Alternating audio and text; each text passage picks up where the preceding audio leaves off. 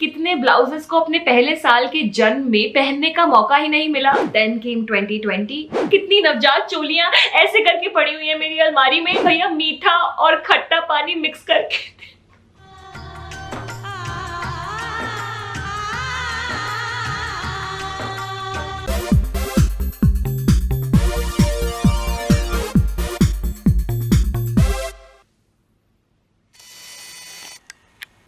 Ma'am start करें?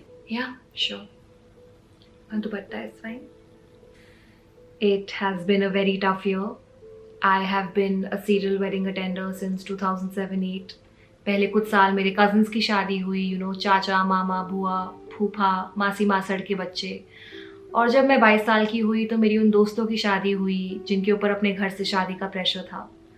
तो आप ये लगा लीजिए कि अक्टूबर से लेकर अप्रैल तक, बारिंग अ फ्यू डेज इन दिसंबर जब तारा डूबा होता है, मैं शादियों में ही पाई जाती थी। This is me from a wedding last year. I don't even know the guy I am posing with. Good times. But then came 2020 और इस साल ने फोमो का ऐसा तमाचा दिया कि I didn't make it to a single wedding list. मैं किसी के भी करीबी 50 रिश्तेदार या दोस्तों में इंक्लूड ही नहीं हुई। और अगर आप मेरे जैसे एक इंट्रूसिव इंसान है who is in everyone's business, तो आपको साल की शुरुआत में ही पता चल जाता है कि किस किस की शादी होने वाली है और आप उसी हिसाब से अपने मास्टर जी से ब्लाउजेस भी बनवा लेते हैं। और मैंने बनवाए। कैन यू इमेजिन कि कितने ब्लाउजेस को अपने पहले साल के जन्म में पहनने का मौका ही नहीं मिला। कितनी नवजात चोलियां ऐसे करके पड़ी हुई है मेरी अलमारी में और उनको मेरे स्तन का सुख भी नहीं प्राप्त हुआ। Bosom.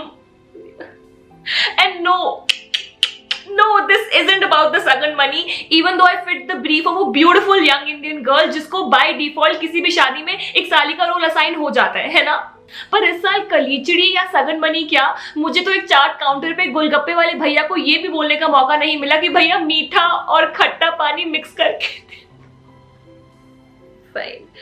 Anyway, as you can see from my outfit, I have to go. मुझे Zoom पर एक हल्दी सेरेमनी अटेंड करनी है, पर उसका भी क्या फायदा यार। मैंने 12 इंची की नेकलाइन कटवाई है, वो तो दिखेगी नहीं ना जूम कॉल पर। 8 इंची दिखेगा। 25% ऑफ द आउटफिट तो दिखता ही नहीं है जूम कॉल पर। फंक्शन शुरू हो गया, मैं आती हूँ।